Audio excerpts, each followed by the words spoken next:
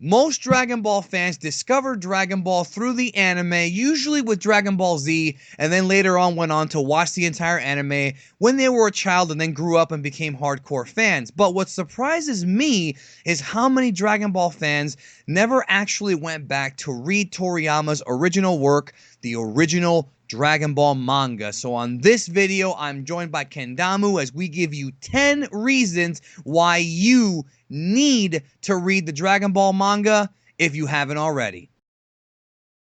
Be sure to check out my Facebook page and interact with me directly there over at Geekdom 101 on Facebook.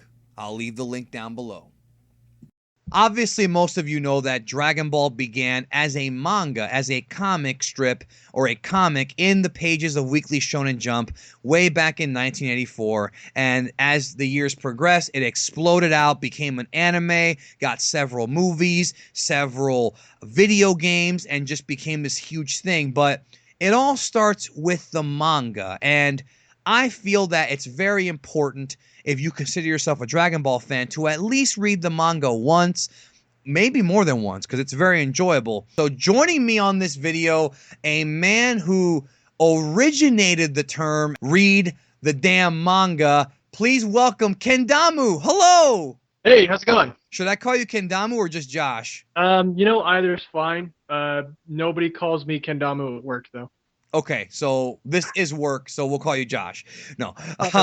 Everybody check out KendamuZ YouTube channels. He's got 2. Well, technically he's got 1.5. I will put the links to both channels down below. There's the regular Kendamu page, which is all about martial arts and Dragon Ball. And then there's Battle Geek Plus. Am I right on that one? Yeah, Kendamu is my personal YouTube. I talk about just stuff I'm interested in. Battle Geek Plus, that's something I've collaborated with a few people on, and it's a gameplay show. Yes, if you're into old school classic video games and just having a good time, and the editing is hilarious on Battle Geek Plus, go subscribe to Battle Geek Plus. Trust me, you'll have a good time. So let's go ahead and get into it. So the way it's going to work on this video, if you've seen one of these before, you know how it is. Josh is going to pick 5, I'm going to pick 5, and we're going to tell you 10 reasons why you need to read the Dragon Ball manga.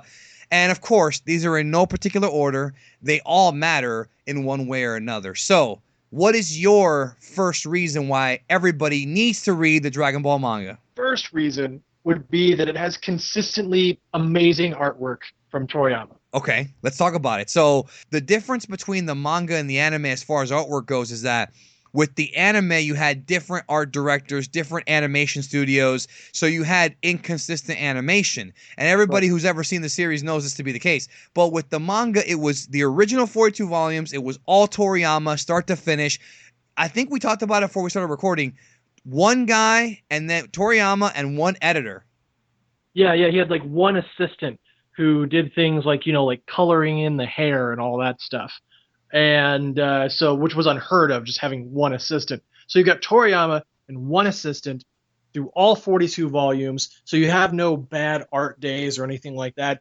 It's just amazing all the way through.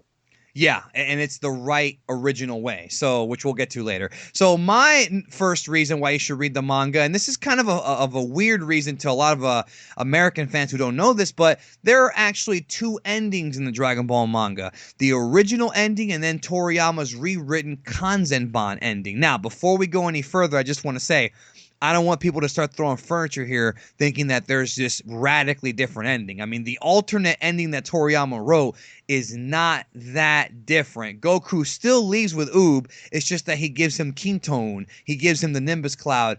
And then Vegeta has a few extra lines. But it's still cool that the manga has a somewhat updated ending. There's 2 different ways to read it. And it's only a couple panels, so to me it's not a big deal. What do you think? Yeah, there is the Kintone part and everything with Oob and whatnot. That's a really cool extension. But the one thing that really got me with the ending differences was just a couple of words. So the ending narration you have in the original version, you have, everything's always going to be great as long as the Dragon Balls are around. Okay. And then in the Kanzenban ending, you have everything's going to be fine as long as we have awesome guys like these. And I thought it was a tiny change, but it was a significant one because it just kind of puts everything on the people we've been reading about all this time and not, the magical miracle awesome balls. Yeah, it puts more emphasis on the characters themselves that we grew up more than just a MacGuffin, I guess you can say. So that works. Now, what is your number two of the 10 things? Your number two, our number three, but the 10 things you need to, the 10 reasons you need to read Dragon Ball's manga. I would say every release of the manga that I've seen in English or Japanese has amazing cover art and like spine art. Yeah, and when you put the splines together, they all equal out to make one big image, which actually, in the anime's defense, the old Funimation VHS tapes did that too, which I actually loved. I really loved that they did that, even though I felt that the Pioneer releases way back had the best art ever of any Dragon Ball American release. I like the fact that the spines match up. But yeah, little things like that I think matter, and Toriyama's drawn them all as far as I know. Yeah, he drew them all. All right, well, my next one is kind of an easy one. The manga is quicker to get through. The Dragon Ball Z anime is 291 episodes. Dragon Ball's 153. If you're watching Kai, it's 159, I believe. That's a lot of time. And I know a lot of us have seen the series over and over and over again in anime form, but the manga, even though 42 volumes is a lot, it's still a much easier product to get through because you can read at your own pace. You can zip through it. You could probably read 2 or 3 volumes in one sitting easily. So I think that's a benefit because if you want to kind of digest the Dragon Ball story the quickest way, just read through the manga. You could also go slow and analyze all the beautiful art, but if you want to just get the story, that's the fastest way. It is. It's easily the fastest way. I remember one of my friends from Japan. She actually would come over and she'd be hanging out, and she would just randomly at different times pick up a volume of Dragon Ball and just kind of take a look at it at the Japanese volumes. And she was familiar with the Dragon Ball story, but not like a huge fan. And she actually probably in a period of like a couple of weeks of just coming over and hanging out with us and randomly picking up a volume, made it all the way through, and that was like at a really slow pace. The whole thing. The whole thing. Wow. How many times have you read through the manga in your life? I stopped counting a long time ago. I started collecting the manga, like probably around the time season 4 of DBZ was going to hit Toonami like soon. Yeah, which was 2000. That was 2000. Yeah. So yeah, I've been reading it just kind of I've been reading it for like 15, 16 years now. And nowadays, I just kind of pick up a random part of the manga and just kind of read through whatever I feel like reading through. I don't even like really read it in order anymore. Yeah, that's like, it was backwards for me. Like I read it in chunks and then I read it in order later on. It's just how it was back then. You didn't have everything. So you had to be thankful for what you had. Yeah. And like when I first started collecting the manga, that's when they were still being done as regular comic books by Viz that were the just singles, printed. Yeah, the singles. And so like I only had like 3 or 4 of those to start with, and I just kind of had to build up over time. But once I started being able to build up, that's when I was able to just read it all the way through in order. All right, what is your next pick? Your number 3, I suppose, or your number 3. You know what? For my number 3, I will say you can imagine your own voice cast. Yeah, that's great.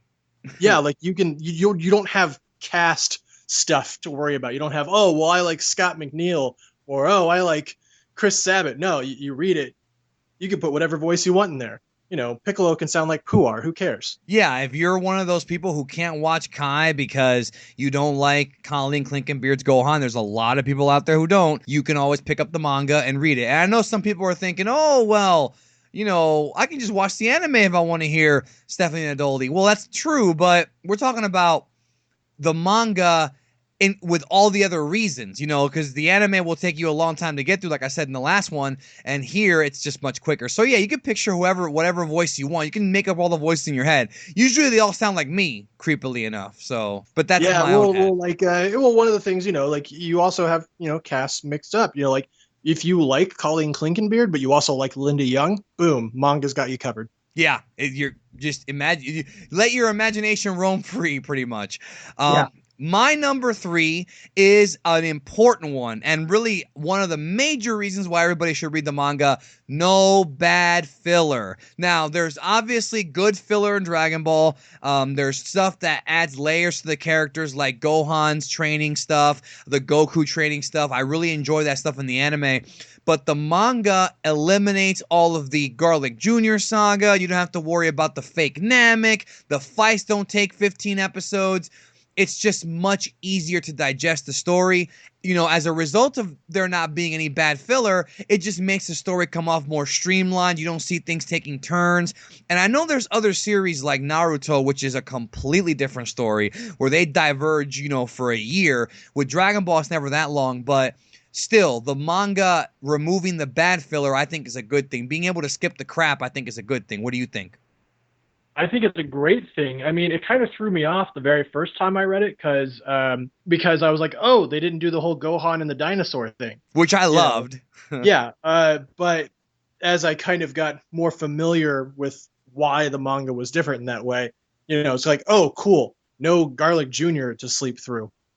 Exactly, yeah. Even though you do miss some things like Pakuhan's a cool character, there's stuff here and there, but it's just the real story. What is your number four? I would say my number four is that the some of the more violent scenes in the manga, or in the series, I should say, are even more violent and over the top in the manga.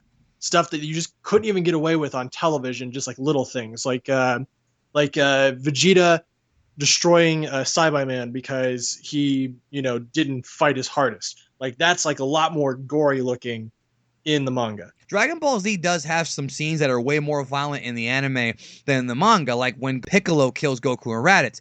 But there's a couple scenes in the manga that come to mind. Number one, when Gohan's destroying the Cell Juniors in the manga, Oh, you're seeing guts freaking flying out of their body. You know, you're seeing like just super gory stuff. And then number two, which to me a lot of people bring up, is the scene where Dr. Gero is choking that random guy in the car, and he's like squeezing his neck. It looked like he popped his head off. Like that is so much more gruesome in the manga than in the anime. it is. It is. It's way more gruesome. And the Gohan example, especially, like, yeah, it was cool in the anime. It really, really kind of shows the sudden snap that Gohan went through when he's just like backhanding a Cell Junior and his brains are flying out of his head. It's fucking You know? awesome. It's so awesome. And it's funny because the edited for TV broadcast version cut it down even more, because we at least saw the heads fly off in the uncut, but in the manga it was definitely the most violent. So my number four, which again I think is also extremely important, well, all of these are, is that the manga has less plot holes. The anime creates plot holes based upon filler and based upon extra material, whereas the manga, even though the manga does have one or two plot holes, I think the manga has a lot less than the anime. Case in point, speaking of Cell Juniors, in the anime, Gohan actually kills 8 Cell Juniors in the original Dragon Ball Z cut, whereas in the manga, it's actually 7, which they fixed in Kai. Things like that, it's not anything too major, but it is things that I feel are important for the integrity of the story. It's stuff that could be very easily avoided by just not having weird side stories to begin with. Vegeta breathing in space in Yeah, the anime, which never happened in the manga. Things like that. that, yeah, it didn't make any sense. Okay, so what is your last? My last reason is that the English translation of the manga, while not perfect, is much more consistent and is much better overall than the anime dub of Dragon Ball Z and of Dragon Ball as well, but specifically Dragon Ball Z. This is not gonna hopefully hurt anybody's feelings, but the original Funimation dub had a lot of problems, a lot of translation issues, a lot of censorship issues. These have been well documented in my videos, Super JAYAIN's videos. It's all over the web. It's true. Even Chris Sabat himself said. And I've also documented how Viz has their Viz-isms, which they do some random changes here and there. But overall, in the grand scheme of things, absolutely, man, the manga translation is much more consistent to what was said in the Japanese, for sure. Not every line is perfect, but like I talked about with Herms a few videos ago, translating Japanese to English is not easy. It is not an easy task because there's puns that only make sense in Japanese, things like that that can't be translated correctly. But with the manga, it is, I feel, a lot better. So my number 1 or number 5, the final reason why you have to read the Dragon Ball manga is quite simple. It's Toriyama's original vision. There's no other writers. There's no other staffers. This is the original vision Toriyama had for the series. If you want to familiarize yourself with Toriyama, this is the quickest way to do it from the beginning, is to go in there, read the manga. You're not going to see any outside influences with the exception of whatever his editor told him, which he talks about usually in interviews and things like that. But it's the original story. Again, it kind of goes back to the whole thing with the filler. Like, it's actually the original Toriyama story. No movie characters, nothing like that. It's the characters that he created and the world that he created, which, again, there's pros and cons to it. But another thing, too, to add to this is that I feel that certain people, not everybody, but some people, they remember information better if they read it. So I think reading the manga is also better for some to become a more knowledgeable fan overall.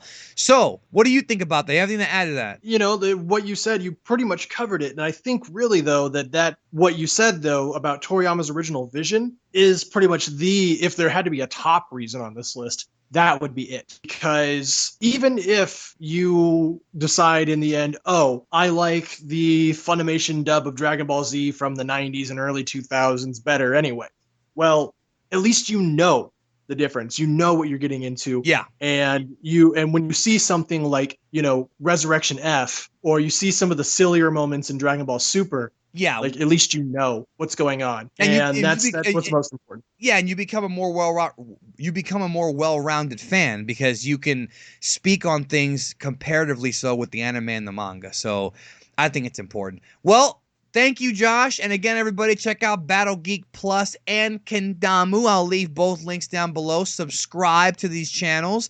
Josh has some great content on, usually they're vlogs on your channel. And then, of course, Battle Geek Plus is wacky video games. And it's not just you. It's also Ryan and the whole crew over there. Yeah. It's me, Ryan, Heather, and Frank. We play games. It says it right there in the intro. It's all you need to know. We're having a lot of fun, and we like it when we get new fans, and they have a lot of fun too. Yeah, and pretty much, folks, I'm sure most of you play games too, so go check it out.